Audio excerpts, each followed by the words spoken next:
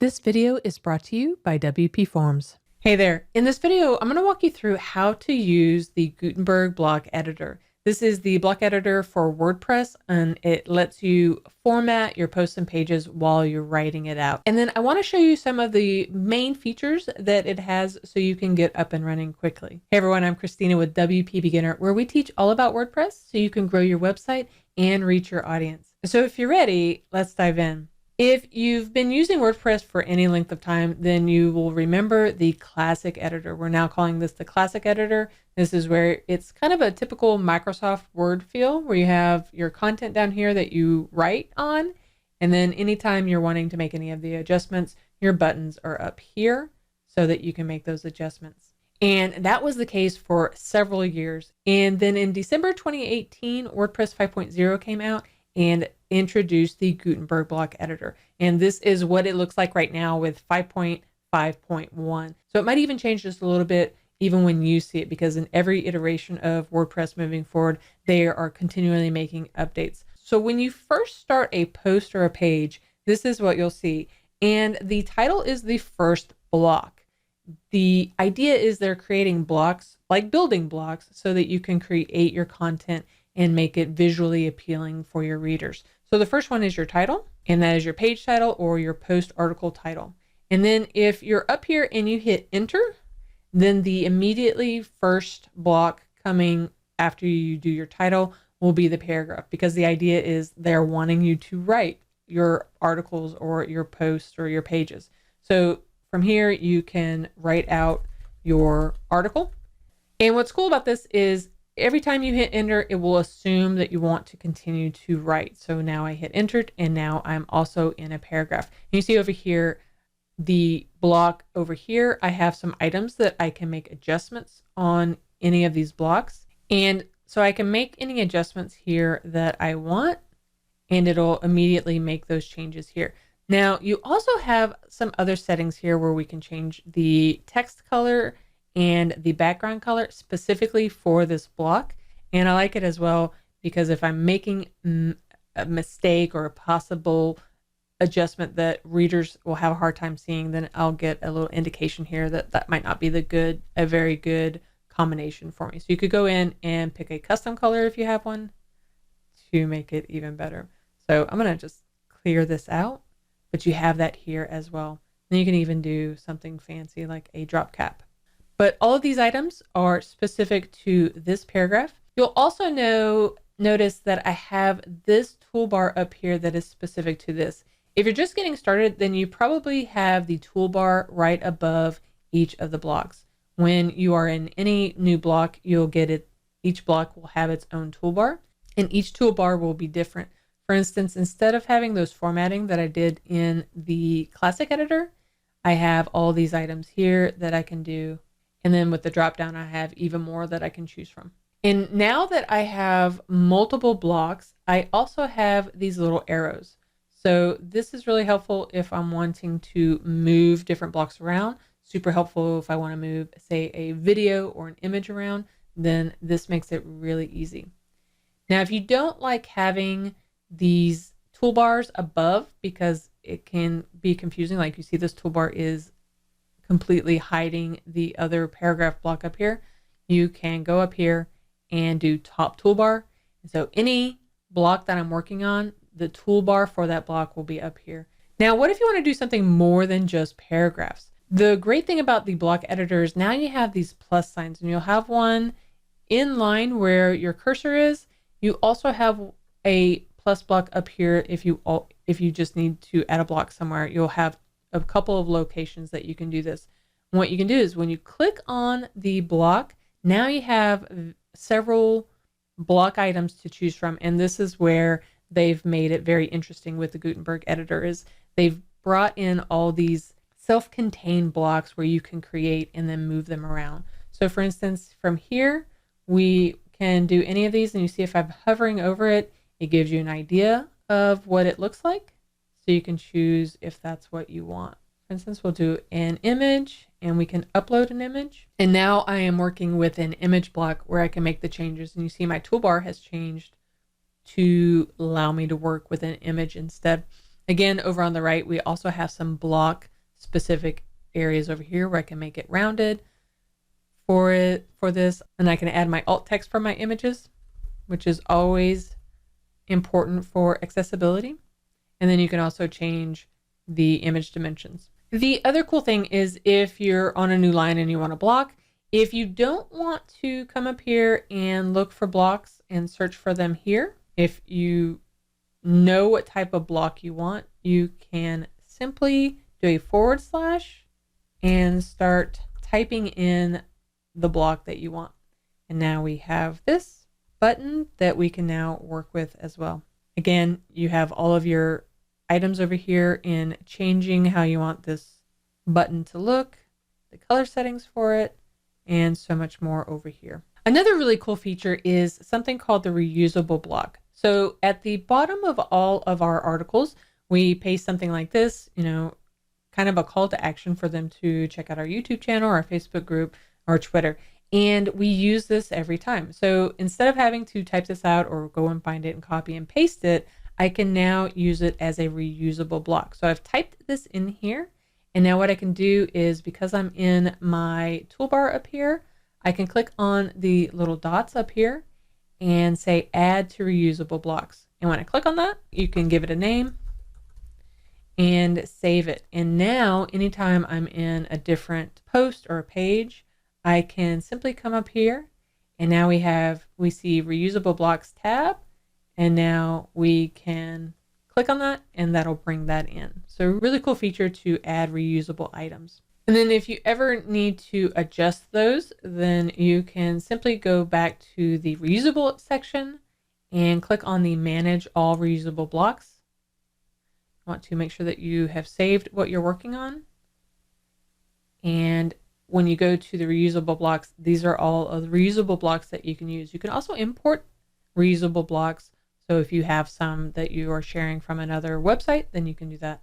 So you just go in here and edit and then make the changes as you need to. If you ever need to remove a block, for instance, I have 2 of these and I don't need them, then you can come up here and just click remove block. Or if you want to, you can use the Shift-Alt-Z and that will also remove whatever block you don't need. You can also hit the backspace button if you're in a block, and then that will remove it as well. Now, when you click on any area that is not a block, then you'll notice over on the right, there's a document area. And this is a lot of information about your post or page. For instance, it shows you the status, so the visibility, who all can see this. From here, you can choose if it's public, private, password protected, things like that, when to publish it. If you want to publish immediately, so when I click on the publish button, it will publish immediately. If I want to push it out forward, any length of time, then you see it's turned the publish button into schedule, and you can reset that, and now it'll be ready whenever I click publish. The permalink, that is the slug or the website URL that this post will be on, and you get an idea of what that will look like here. I like it also because you have the categories here. We can add a new category. You can click on that and add whatever category straight here and choose to put this post in that category as well. Same thing with tags. Scrolling down, you also have the ability to add a featured image straight from here and set that here if you want. You also have excerpt or discussion. If you want people to comment, you can allow comments or allow pingbacks or trackbacks as well. So a lot of the information about this particular post is set over on the document area. The other really cool thing is a lot of plugins will now allow you to have different blocks. You see, I have many plugins here, from WPForms to OptiMonster. I even have Monster Insights and several others. And so if I'm in a post and creating a new post or a page, now I can go in, for instance, I want a new WPForms contact form on this page. I now have a block that I can choose from, and now I can check the contact us form here because I want to add that to this page. And the cool thing about WPForms is it allows you to do a simple contact form for your website, all the way as robust as automating your whole backend or your whole business, allowing for notifications. You can also accept payments and create surveys and so much more To get started, just head over to WPForms.com/WP Beginner, and you'll get the best discount on WP Forms. If you're working with an e-commerce store, then you can do something like a product or your payments or a featured product, and that will pull that information in as well. So several plugins are integrating the block editor with their plugins. That makes it super easy to bring in all of this information for you. So let's take a look at some of the common blocks that you'll probably use. I've already shown you the image one, but we'll do that quickly again, where we click on the image and you can either upload it, you can bring it from your media library that you already have images on there, or you can even pull it in from a different URL if you want. What if you want to do a link? Links are really important, and so we'll create a link, and I'll show you how. So I'm going to add this bit of text in here, and I want to add a link right here, so I'm going to highlight this, and up here we have a link area. When I click on that, I can add the link, and from here you can choose to open it in a new tab, which is great if you're referencing another website. And I can also click on the submit button, and now that link is there. Another great feature is the image gallery. So I'm going to do a / and type in gallery is what I want. And they've made it really nice and easy to add multiple images and create a gallery for your website. I'm going to do several of these. And boom, just like that, now I have a gallery. I've uploaded several images and it just looks really good. You can also change the gallery over here. You see we have the block gallery settings. We can adjust that.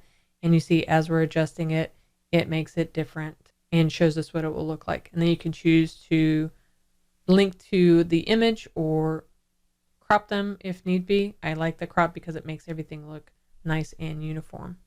So very simple and easy to do an image gallery, which didn't used to be so easy. Now, if you still have plugins that you still use shortcode, don't worry, there is still a shortcode editor that you can click on that, and then you can add the shortcode here. Now, what about some newer items? Before it was a lot harder or a lot more difficult to do like media and an image. It was always a pain to try and get both of those to work together. But now they have something called the media and text. And if you hover over it, you see a bit of an example here. So I'm going to click on that, and basically it's going to allow me to do a image here, and then I can add the content here. Nice way to add the image and text next to each other. Again, you have a block here where you can make your changes as you need to. Another great feature is adding buttons. I showed you a bit of this before, but being able to add buttons, that was so difficult before. But now we just create this over on the right. We set it up however we want, and it just looks really good out of the box. You can adjust everything here. You can do custom colors to really make it stand out if you need to. Everybody loves an orange button to make it stand out, something like that. You can make this more rounded or not. And then down here, we can add the link for the button. And then you can choose to open it in a new tab. So now that link is live for us. And if you're really designing like a page that you're wanting people to come to, like maybe your about page, you can do something like your cover. So I'm going to go and do the block and do cover. And you can upload an image here. And this is usually changing out for a different section. So maybe this is your header section, or even if you're starting a new section, then you can add something like that here. And you can even come up here and make some adjustments to make that bold if you want to. You have a few other choices here as well. And like I said, if you wanted this to be more in sections, when I click on this area, again, I have my arrows, so I can move this down because I want this to be in a different section down here.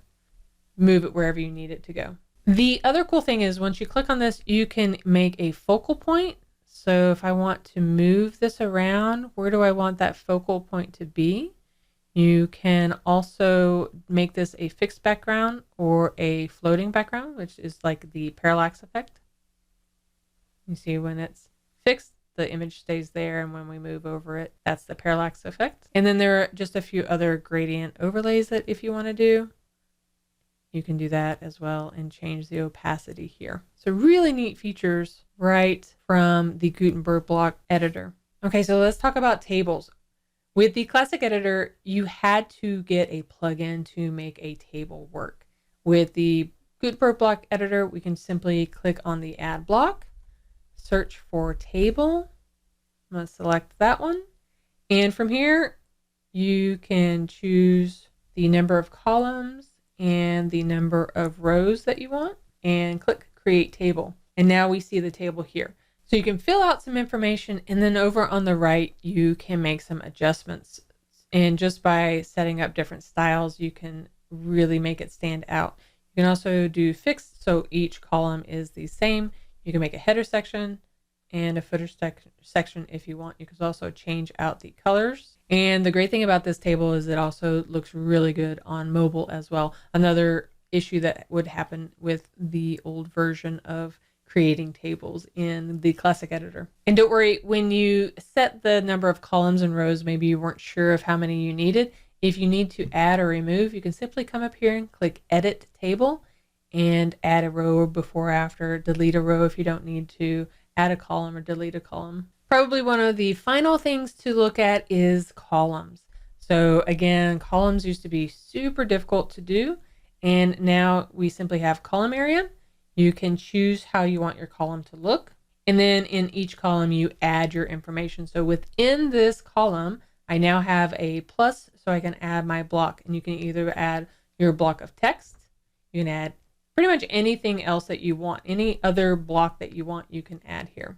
So now there's 2-column layout here. And now as you go through here and use the Gutenberg block editor, there are some ways that you can speed things up. For instance, putting the toolbar up at the top, I think, helps with improving your usability as you're going through here.